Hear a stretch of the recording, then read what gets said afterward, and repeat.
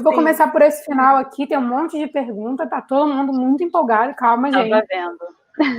Calma, vai dar tudo certo. Que não existe essa coisa de adaptação fiel e de estragou minha infância. Isso é desculpa de fascista, isso é desculpa de gente que quer clamar por um passado cristalizado, quando todas as obras que a gente tem são obras em movimento. Estamos na comunicação por isso, né?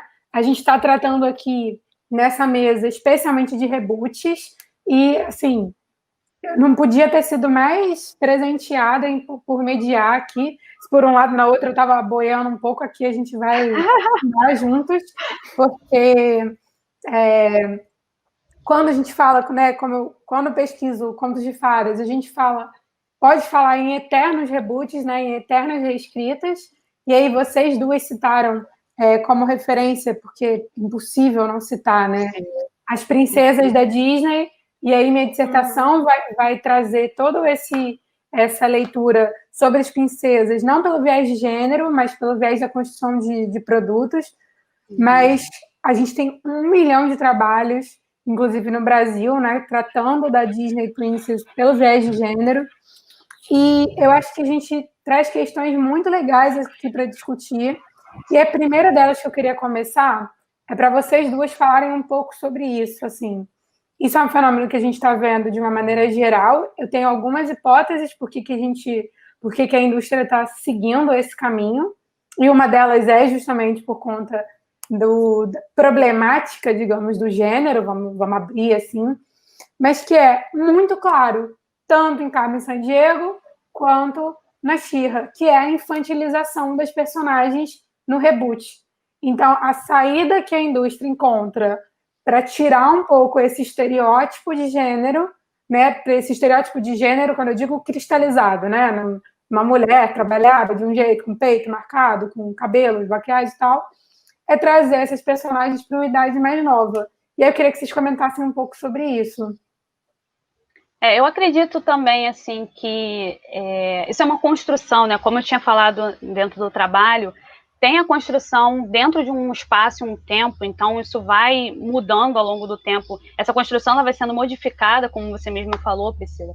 E eu acredito também que tem muita questão da memória afetiva, de trazer esses reboots, essas personagens que foram um sucesso durante muitos anos, e tentar trazê-las para o contemporâneo, para essa modernidade. Acompanhar um pouco essas discussões, porque a gente está falando sobre discussões de gênero, sobre representatividade, o que é ser mulher, o que é ser essa personagem, como ela pode ser representada, ela de fato vai estar representando o que é ser mulher, principalmente com a evolução da mulher na sociedade, né, de tudo que foi conquistado ao longo desse tempo. A gente ainda percebe que tem poucas produções com protagonistas femininas, mas ainda assim, essas poucas produções, elas têm algumas problemáticas. Então, eu acho que é um percurso que a gente vai fazendo, é uma conquista também ao longo do tempo nessas mudanças. Então, acredito muito que seja um pouco dessa questão da memória afetiva, de trazer, né, esses clássicos que foram durante a época, tentando também contextualizar e trazer para essa questão da modernidade, né, da contemporaneidade. Boa. E é interessante de se falar desse tipo de questão, porque o termo que eu usei do male gaze é um termo que permeia há algum tempo, e tem um teórico que fala, eu esqueci o nome, depois eu vou me lembrar, depois eu dou uma espiadinha, que homens são feitos como observadores e mulheres são feitas para ser observadas. Então, isso parte desde os princípios da arte, no geral, tipo artes clássicas. E teve um grupo de feministas ativistas, que são as Guerrilla Girls, que chegaram até a colocar uma faixa na frente da MASP com a seguinte indagação: eu preciso estar nua para poder entrar no Museu de São Paulo. Que era uma questão que muito pouco das obras que estavam no MASP eram feitas por mulheres, mas as representações de mulheres eram absurdas, e principalmente de mulheres nuas. Então, mulheres são feitas para ser observadas e são objetificadas para isso. E é uma coisa que vem mudando, mas ainda é uma coisa, e como, voltando um pouco para a mesa anterior, que eu tô até vestida a caráter. Por exemplo, nos animes, que a sexualização dos personagens está sendo debatida atualmente, mas ainda é uma coisa. E personagens no geral, é bem incomum você ver personagens que não são sexualizadas. Eu sou nerd de carteirinha, então essa questão de público feminino e nerd é sempre uma questão debatida sobre como formas de representar, como, por exemplo, nos Vingadores, por que a única personagem retratada de costas é a Viúva Negra? Para focar na parte de trás dela. Então, são questões que são levantadas e que devem ser levantadas. Muito bom. Provocação boa. Eu acho que a gente tem pergunta aqui. Eu vou trazer as do início também, mas só para a gente poder seguir ainda um pouquinho no gancho da infantilização, vocês acabaram comentando muito, eu vou trazer a pergunta da Marina de Oliveira, que ela fala que a própria imagem da princesa da Disney mudou muito nos últimos anos, né? Merida e a Vanellope são exemplos disso. E, de novo, vou pegar essas personagens que são do meu universo de referência bastante conhecido para falar da questão da infantilização. Será que a gente só pode tratar de mulheres não sexualizadas se a gente trata de mulheres mais novas? Porque Vanellope é uma personagem, uma criança, né? Uma princesa criança, que depois ela vira princesa, né? No filme 2. E a própria Merida, ela é retratada como uma personagem mais nova, né? A gente vê ela crescendo ali. E eu fiquei pensando muito, que obviamente que a gente está numa mesa sobre gênero, então a questão LGBT também vem nisso, e a questão LGBT na Disney vem violenta com Frozen, o segundo filme de Frozen traz, a gente poderia ficar anos aqui também falando sobre isso, mas traz Elsa muito sexualizada, né? Elsa é uma personagem que entra toda no estereótipo, né? Inclusive padrão americano, loura, tipo de corpo, mas já com esse viés de gênero duvidoso, digamos assim, né? Porque a Disney ela não se posiciona. Eu tive a oportunidade de escrever 2 anos atrás um capítulo de um livro que vai ser publicado agora no iniciozinho de 2021 na Inglaterra, junto com o Janderson, que é um pesquisador que também é LGBT, que também trabalha com esses temas em alguns momentos, e a gente escreveu justamente sobre a apropriação desses materiais da Disney no universo LGBT através de um livro que chama Contos de Fadex, né? Que são as reescrituras dessas histórias. E aí eu fico pensando muito, me chamou muita atenção, vou provocar um pouco a Sheila de novo, que eu não assisti vários episódios do Carmen Sandiego, eu vi os 2 primeiros, né? E me parece, num primeiro momento, que ela parece que vai ter um envolvimento amoroso ali com o player, né? Com o jogador, mas, por outro lado, ela também, logo assim no iniciozinho, parece que ela tá, eu quero falar com você, numa ligação assim bem adolescente, mas também me chamou a atenção, que era o que eu queria comentar com vocês, que ela traz um símbolo de triângulo no pescoço. E é muito reconhecido pela comunidade LGBT, especialmente, né? Pelas mulheres. E aí eu queria que vocês falassem um pouquinho sobre isso, porque a personagem anterior não tem, né? A personagem anterior não tinha aquele símbolo. Eu não sei se é explorado de outra maneira. Eu acho que, assim, as produtoras, elas tentam acompanhar muito todas essas abordagens, né, todas essas questões que estão dentro do nosso dia a dia, acompanhar a modernidade, a sociedade e a própria cultura. Então, eu acho que tem alguns elementos que estão dentro do desenho, mas muita coisa mudou nesse reboot da Carmen Sandiego. Parece que ela vai ter esse caso amoroso, né, mas, na verdade, ela não faz isso. Dentro do próprio desenho, tem algumas relações que a Carmen faz socialmente com outras pessoas, porque quando ela está nessa academia Vaio, que é onde ela é criada, porque ela é uma órfã, né, onde essa história toda acontece, ela não pode ter nenhum relacionamento com o exterior, além da academia, porque os professores não queriam que ela soubesse que era uma academia de ladrões, né? Era apenas um lugar que ela estava vivendo. Então, a partir do momento que ela tem esse contato com uma outra pessoa, porque ela rouba o telefone da contadora, né? E ela começa a ter esse contato, ela fica deslumbrada de ter possibilidade de sair daquele ambiente na qual ela está vivendo. Então, é como se ela tivesse essa oportunidade de desbravar o mundo. E também, dentro dessa narrativa, tem essa troca que a Carmen Sandiego faz com as babás, quando ela tem acesso a línguas, a diversas culturas. Então, acho que toda essa narrativa construída dentro da parte 1 e parte 2 da primeira temporada faz a gente entender um pouco esse percurso de construção mesmo dessa personagem, porque antes a gente não tinha vínculo nenhum, era apenas uma ladra que roubava os artefatos culturais em benefício próprio. E hoje eu acho que a Netflix fez construiu, né, essa narrativa que está muito vinculado à questão da realidade da gente, né, da infância, da adolescência e da juventude. Ela já não chega à fase adulta como anteriormente, mas eu acho que é um retorno para poder fazer com que quem está assistindo tenha essa relação com a personagem. Então, na verdade, isso não fica tão claro assim, mas tem sim alguns elementos que consegue construir um pouco e faz a gente tentar entender, será que é isso, será que não tem? Está meio subliminar.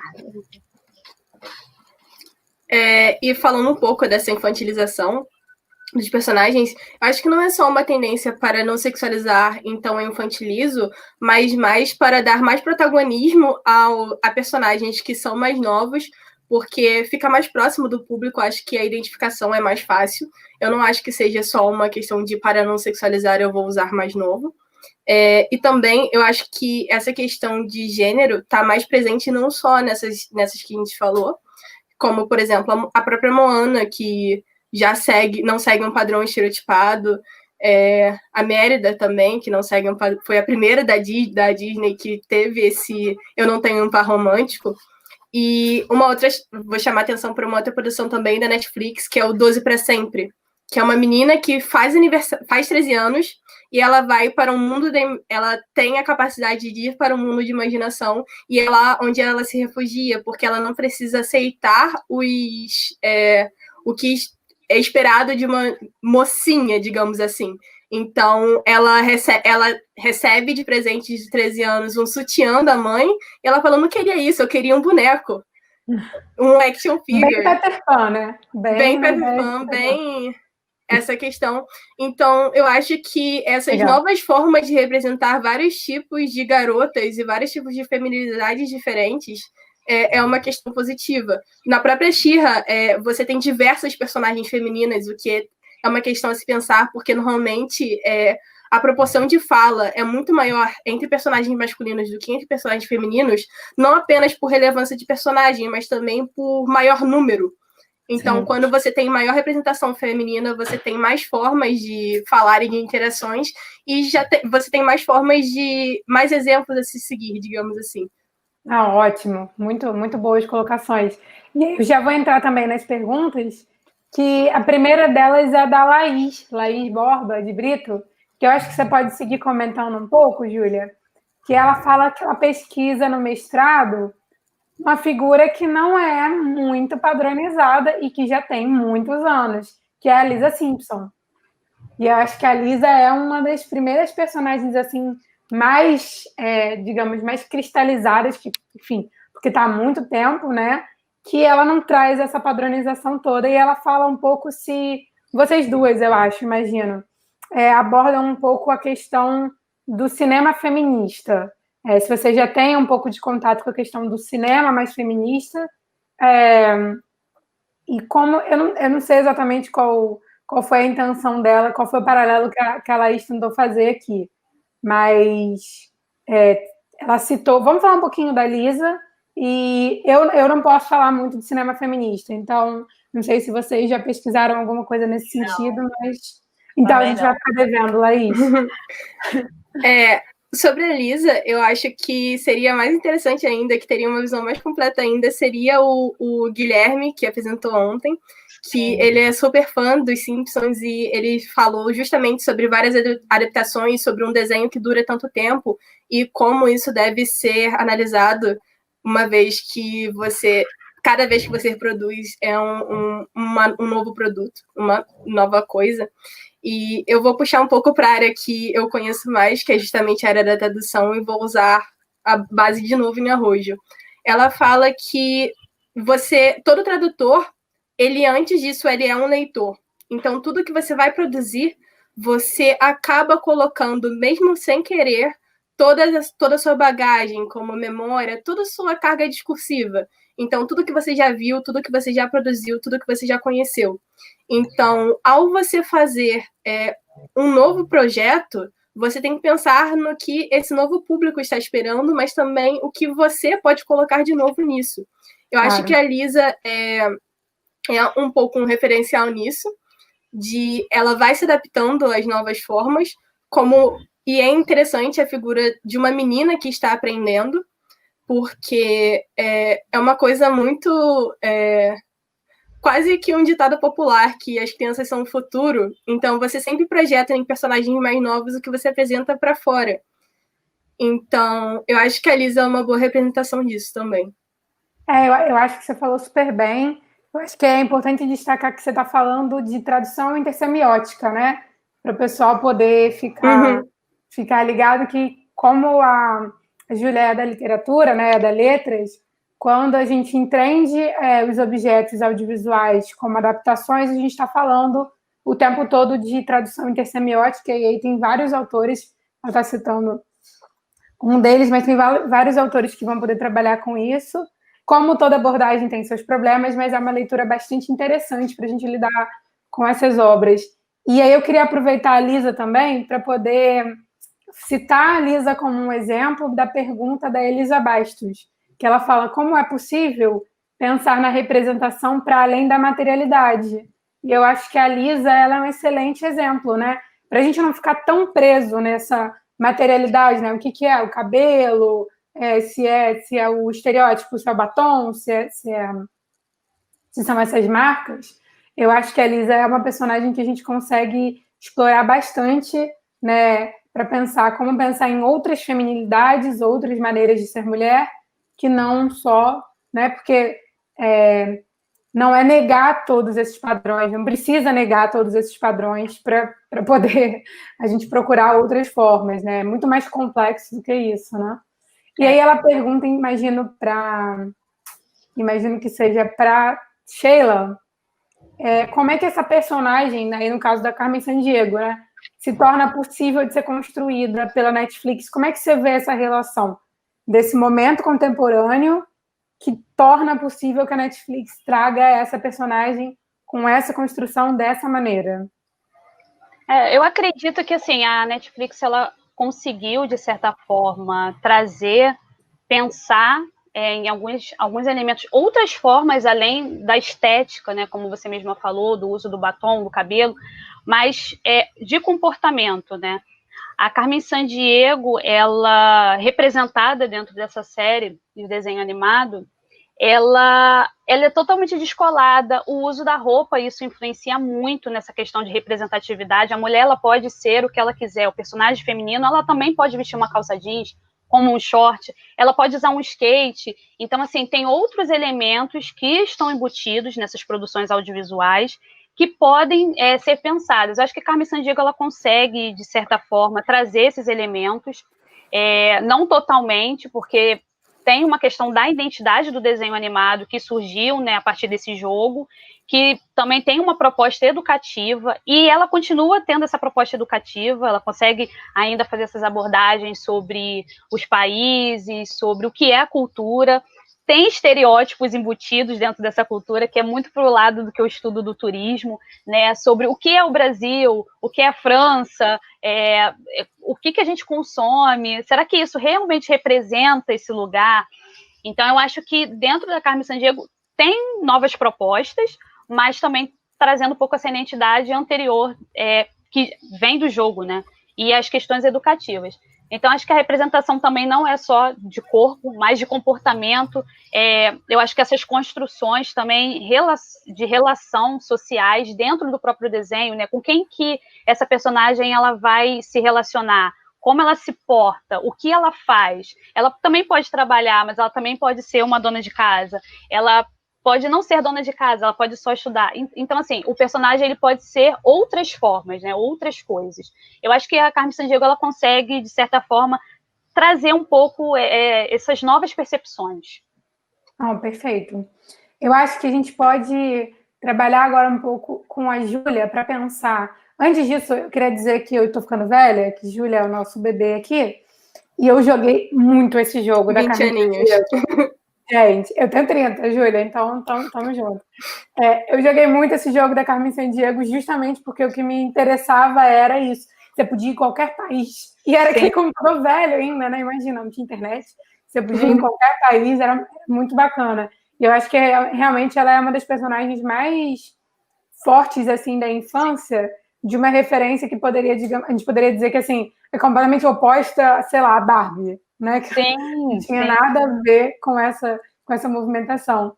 E aí, Júlia, eu queria que você comentasse um pouquinho, respondendo essa pergunta que é do Vitor Oliveira, que ele pergunta assim, se a gente acha que seria o streaming uma alternativa para desenhos com personagens mais abertamente LGBTQ+, né? E isso me lembra, diz ele, a lenda de Korra, onde a protagonista só pode falar de bissexualidade, desculpa, só pode falar de bissexualidade e beijar a sua namorada na HQ. Então, vamos para organizar. Vamos pensar o streaming como um meio melhor de abordar essas questões, de abordar a questão LGBTQ, trazer esses personagens com novas abordagens? Eu acho que o streaming eu acho que é tudo muito relacionado à questão dos nativos digitais, digamos assim, que é essa geração que já nasceu dentro da internet, então formas de consumir conteúdo e outras formas de estar antenado ao que está saindo. Por exemplo, era uma coisa para a geração passada você comprar uma revista que vinha dizendo o que aconteceria no próximo capítulo da novela. Agora, se alguém fizer isso aqui, é spoiler e vai ser banido de todos os grupinhos do WhatsApp porque você deu spoiler e isso não é uma coisa legal. Então, e é uma coisa que pode ser observada de algum tempo para cá e está também relacionada com o trajeto da televisão. Porque, por exemplo, quando você tinha poucas opções de canais, você tinha uma quantidade de produção reduzida que você poderia colocar nessa televisão. Então, não tem como produzir muito e escolher o que eu vou produzir. Isso modifica um pouco com a TV a cabo, que está também relacionada, por exemplo, blocos de desenho animado, como, por exemplo, canais especificamente para isso, como Cartoon Network, Nickelodeon. E só aí já tem uma variabilidade maior dos conteúdos. E o YouTube, o streaming, vem como meio que o ápice disso tudo, onde eu tenho acesso a uma gama quase que infinita de conteúdo, que eu posso escolher o que eu vou assistir e também posso produzir o que eu quero assistir. Então, o YouTube como plataforma para novas coisas é muito interessante. Então, não que o streaming seja uma alternativa para representar isso, mas o streaming permite uma maior produção e dentro dessa maior produção, eventualmente, pode ser retratado esse tipo de representação. Eu tô amando a lenda de Korra, e inclusive a Korra vai um pouco contra o que a gente falou de infantilização, porque se você for para pensar em Korra como uma continuação da lenda de Aang, o Aang é mais novo e claramente mais infantilizada do que a Korra, e a Korra é tida como uma personagem forte, de um protagonismo bem marcado, e apesar de ter sido só representado na HQ, você pode ser uma passada de pano básica. Korra é uma produção um pouco mais antiga, então talvez essa HQ seja uma forma de você ressaltar isso, tanto que no mês do orgulho LGBT, a própria Nickelodeon postou nas suas páginas oficiais a Korra como bissexual, o que é uma coisa interessante a se analisar. Então, talvez seja uma questão de que atualmente nós estamos mais abertos para esse tipo de assunto e que o streaming permite formas de você ter mais produções desse tipo. Ótimo, Ju. Excelente resposta. Eu acho que o caminho é por aí mesmo. Eu acho que o streaming, de uma maneira, obviamente, que com restrições, né? acaba democratizando um pouco mais a produção. Netflix está trazendo produções de vários polos, né, que não mais os polos centrais, então acho que isso facilita também. E a Jaqueline, ela perguntou se vocês poderiam citar, né, se você poderia citar outras animações além da She-Ra que trabalhe com essa temática LGBT+, tão abertamente. Eu me lembro da produção brasileira, que já foi cancelada, né, infelizmente. As Super Drags, né? As Super Drags, que era muito legal, mas, enfim, né? E o interessante... O interessante das Super Drags é que, ela é uma produção brasileira e carioca, então eu sempre puxo muito saco das Super Drags, que é da galera da Combi Studio, que eu já acompanho desde Animalu, desde 2014. Sim, maravilhosa. E que são, tanto feito, também é feito por pessoas LGBT, o Fernando Mendonça, que também é dublador e é assumidamente gay, o que é bastante interessante. A nível internacional, assim, tem as duas que eu falei que estão no meu coraçãozinho também, que são a Jujubee Marceline e também Steven Universo, que são produções que eu consumo e gosto em relação a isso, que deram bastante passos significativos com relação a isso. Temos também uma representação em Clarence, o Otimista, que são os pais do Jeremy, se não me engano, e que eu me lembre de cabeça, assim, são só essas. Mas vale a pena procurar mais. Vai deixar essas sugestões também lá pra gente, né? Para o pessoal poder assistir no final de semana. Vai ter um monte de gente vendo desenho animado. Para a gente encerrar um pouco, assim, infelizmente, né? Porque a gente já está lá, 5h30. Eu queria trazer só um pouquinho mais sobre o tema do reboot, pensando um pouco ainda nessa questão vou trazer um pouco de volta para a Sheila a bola, para a gente falar um pouco em cima da pergunta da Marina de Oliveira, que ela fala, e aí dentro, obviamente, a Júlia, claro, pode participar, porque ela já se assumiu super interessada por animes também, então com certeza vai poder comentar, mas só para a gente resgatar um pouco a discussão da mesa anterior, que ela pergunta assim, se a gente vê a hipersexualização da mulher, principalmente em animes orientais, a questão da vestimenta, o corpo e esse estereótipo de fofa, né? Que animações que a gente poderia pensar que desconstroem essa imagem? A She-Ra, a gente estava falando que acaba desconstruindo um pouco essa imagem, mas vamos falar um pouquinho mais sobre essa construção, e aí, de fato, né, os animes acabam digamos, sendo bastante, muitas vezes, trabalhando muito nesse aspecto, né? Eu não sei muito falar sobre os animes orientais, porque não é minha área de pesquisa, mas eu acho que essa hipersexualização, na verdade, é uma das grandes problemáticas, mas é uma construção que vem ao longo do tempo, desde quando começaram, né, essas produções. E isso vai modificando ao longo do tempo. Então, eu acredito que é um passo de cada vez. As produções, né, os produtores estão tentando, ao longo do período, tentar fazer essas novas produções, tentando encaixar um pouco, minimizando também esses impactos da hipersexualização, até porque a gente tem vários movimentos, né? Tem os movimentos sociais, os movimentos feministas, tentando desconstruir um pouco essa ideia do que é a representatividade da mulher, por que a mulher tem que usar roupas super apertadas, né? Fazendo essas curvas, mostrando que tem seios longos, grandes, que a roupa é muito grudada, então você percebe os desenhos do corpo. Então, acho que, na verdade, isso é um desafio tanto para as produções quanto para a sociedade como um todo. Então, assim, um anime, exatamente, eu não consigo dizer qual que pode desconstruir um pouco, porque eu não sou muito dessa área dos animes. Mas eu acho que tem produções que estão tentando desconstruir isso devagar, porque demora um tempo, né? A gente precisa também acompanhar e também entender que tem produções hegemônicas, principalmente aquelas vindas dos Estados Unidos. Então, é diferente, porque essas produções vêm desses lugares, vêm desses centros. Então, é bem complicado a gente trazer essas mudanças. Eu acho que a gente pode, se fosse produções brasileiras, talvez melhorar um pouco essa questão dessa construção. Boa, Cecília. Desculpa.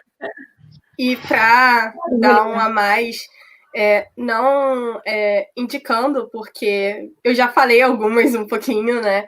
Temos a Lenda de Korra, temos 12 para Sempre. Isso varia muito também para o que você quer ver. Temos, por exemplo, BoJack, que é uma... o personagem principal, apesar de ser um homem, não tem uma questão muito envolvendo sexualização feminina.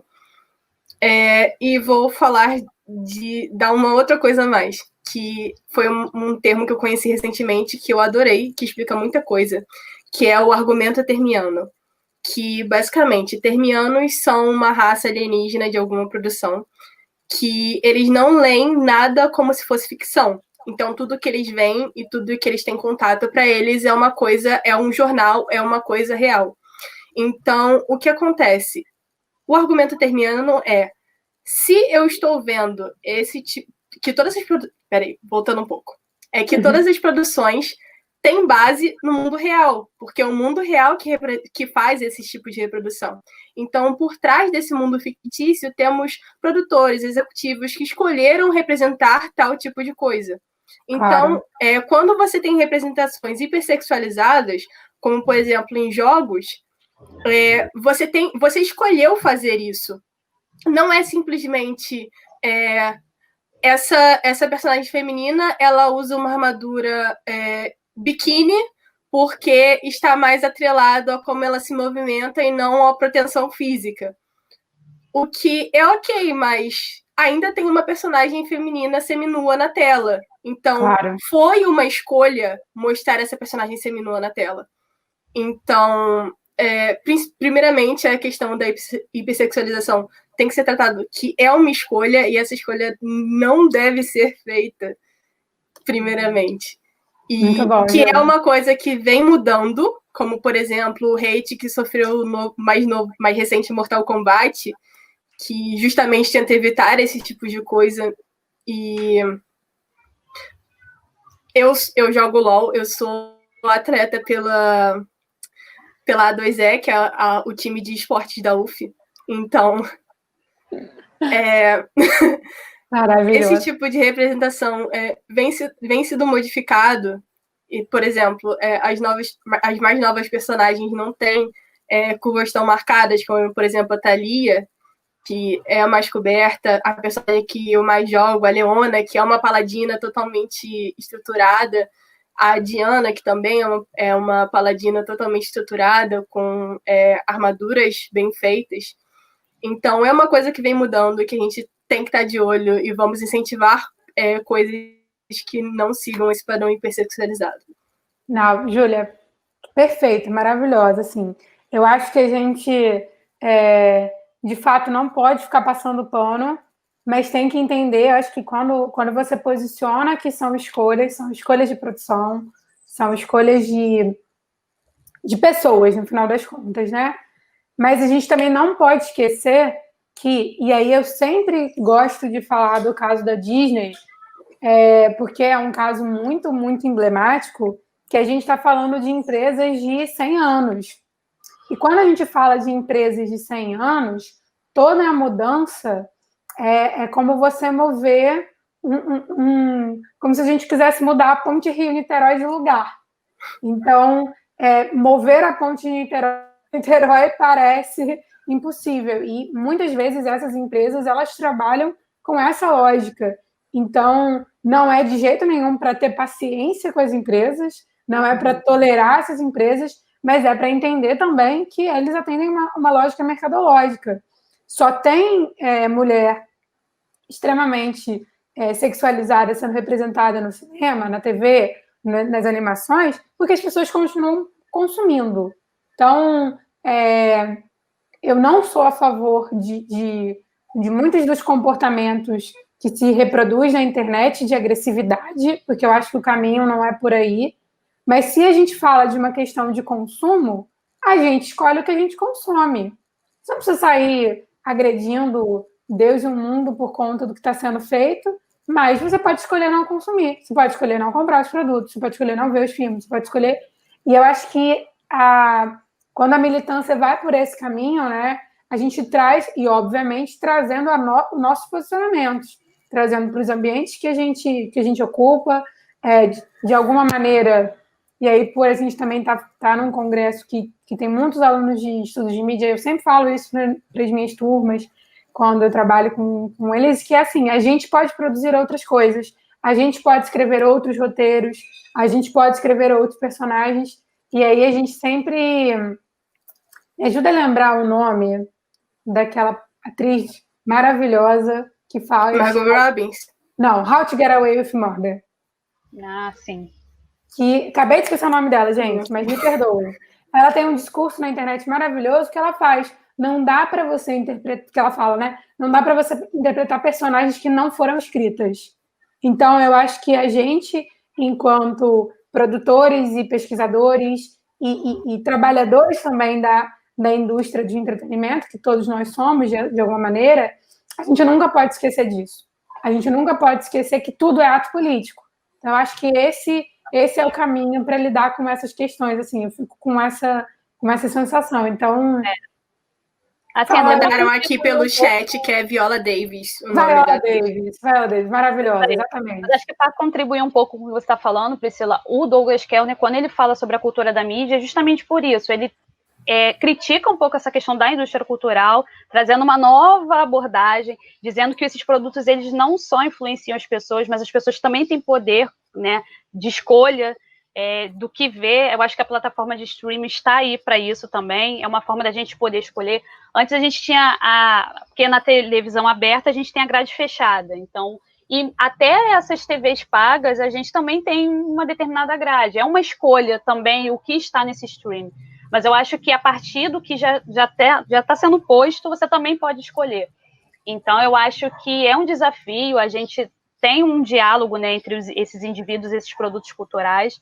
Então, como você bem falou aí, eu acho que é um poder também de decisão do telespectador, né, de quem está consumindo esses produtos. Não só reclamar em si, mas também agir, de certa forma, nessas escolhas. Perfeito. Gente, eu queria agradecer muito a participação de vocês. A gente poderia ficar aqui, enfim, até amanhã, de fato, trazendo 1 milhão de outras questões. Eu nem quis trazer muitas princesas da Disney para polêmica, que é para a gente não ficar discutindo muito elas, porque, enfim... Tem muito o que falar. Tem muito o que falar, e aí eu acho que a gente... Não é importante dizer que a Ariane vai vir com a gente para fazer o encerramento agora do seminário, mas é importante dizer que ele não se encerra aqui, né? Esse é o primeiro seminário do nosso grupo de pesquisa, que foi riquíssimo. Tem 1 milhão de pessoas perguntando aqui, fazendo 1 milhão de perguntas e trazendo... Se a gente só tem alunos da UFES, tem parceria com outras instituições. Aí, Ariane, vou jogar a bola para você. A gente não recusa ninguém, né? Mas eu vou jogar a bola para você para dizer que a gente, de fato, tem muito interesse nesse campo e estabelecer ele como objetos de estudos válidos, porque, como a gente demonstrou aqui nesses 2 dias de evento, tem muitas questões que podem ser abordadas, que são abordadas pelos desenhos animados, e como eu trouxe na divulgação, desenho animado é coisa séria. Então, a gente encara como coisa séria, como objeto de pesquisa, e eu costumo brincar que triste é quem pesquisa objeto chato. A gente pesquisa objetos muito bons e muito divertidos. Então, eu agradeço a vocês pela mesa e pela oportunidade também de estar aqui fazendo essas discussões maravilhosas. E é com você, Ariane. Ai, gente, muito obrigada, Júlia, Priscila, Sheila, Rodrigo, Luiz.